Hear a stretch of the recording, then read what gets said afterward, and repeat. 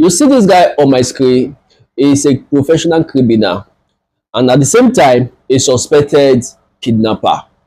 Now this guy was arrested in 2019 and then during 2020 during the EndSARS protest he was among the criminals that escaped from the prison. And when this guy escaped from the prison, guess what he did? He went back to the street again instead of him to turn a new leaf. He went back to the street again and began his operation. And later on, he was caught again for the second time and thrown back into prison. And then after some time, I think around 2024, they released him again. And instead of him to learn from his past experiences and stop this criminal and armed robbery stuff, he didn't stop. He went back and did another operation again. Guess what? He has been caught again. And this time, they are not just charging him for armed robbery.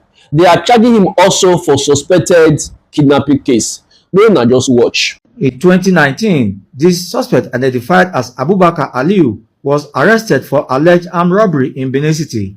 He was then arrested and charged to court, where he was remanded in prison. But he was among those who escaped from prison during the October 2020 EndSARS riot that led to prison break. After his escape from prison, the suspect returned to the streets for another round of armed robbery, where he was arrested again and thrown into prison. He was recently set free from the prison, but he went for another operation. As I come back from prison, no, na phone. Where? Na phone person give me say my own for am. Phone. Person say my own for am. How many times you go prison? How many times you go prison? 2 times. Huh? 2 times. 2 times. For crime. No, that one. Tell me the truth, for crime. That one already. The Deputy Corps Commander, Edo State Security Corps, Richard Balogun, who confirmed the arrest, said the suspect had been handed over to men of the Anti-Kidnapping and Cybercrime Unit of the Edo State Police Command. From all indications, he's a suspected kidnapper. He said he was charged to court for kidnapping-related case and released. Kidnapping-related case. So this one is an example of the slogan or the slangs that people, usually say. Now village people do them. Just imagine, how can someone have gained his freedom the first time, the second time, and still throw it away? And now they are charging him again, and it's possible that this time that his sentence will be much. And also, this other one you're seeing on my screen happened in Benin City, Edo State. So these policemen, they stopped these guys, right? And then, they were asking them of their paper, their normal stop and search, during their checkpoint. And then it happens that this other guy, he was in that car and he came out of the car. We shooting a video. We were just shooting a video. He stopped the car for nothing. Why did he stop the car? Okay. Yes, bro. We're TikTokers, bro. What is going on? Where? What is going on? What's the Where?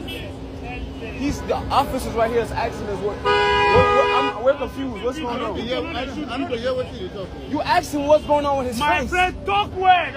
What you mean talk well? What do you mean by talk well? Because they are you the first to go to see video?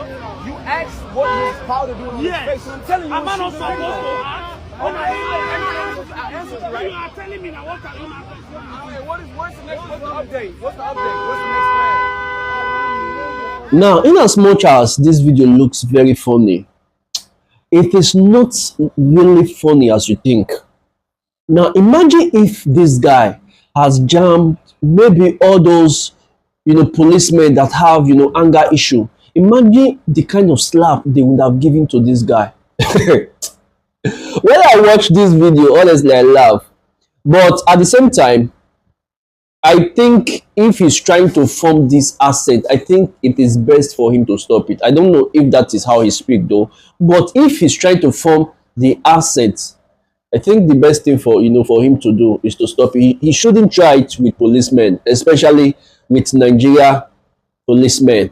This video, I saw it this evening, and honestly, I was touched, and that was even part of the reason why I decided to do this video. Now, how can our government award scholarship to people? They send them abroad to Morocco to go and study and abandon them. How do they expect them to survive? Why is it that it is only in Nigeria that things are different? Those people, they were on their own. You gave a criteria for scholarship. They met it and surpassed it. And you decided to award them the scholarship on camera. And then after that, you abandon them. And as we speak now, a lot of them are suffering. And during this video that VDM did, he even said that one of them lost his life. And this other one had an accident on his way to, to work. And due to, lack of, finance for treatment and everything, now you can see that bone is stiff and the guy is now using a walking aid to manage. And this is a young guy that is full of life. Imagine if this guy has decided to stay in Nigeria. Imagine if that other guy that died decided to stay in Nigeria. It's possible that this kind of thing, wouldn't have happened to them. And now, as we speak, a lot of them, they are stranded. Now, this thing happens almost every time in this country. Now, what about all those ones that we do not know about, that is, residing in other countries like Turkey and others? Please, if the government of Nigeria does not want to award people scholarship, there is no problem. But it is better they don't award them scholarship than giving them a false hope, sending them out of the country and then abandoning them for them to suffer. And now a lot of them are stranded. And some of them, I bet that some of them, they can't even come back to Nigeria. Either, because of the shame or because they don't even have the finance to come back. That's the truth. And this thing is getting out of hand. A lot of people are suffering already, and now you are adding to it. It is well. So guys, don't forget to like this video and subscribe to my channel if you have not done so. I'll see you guys in my next video.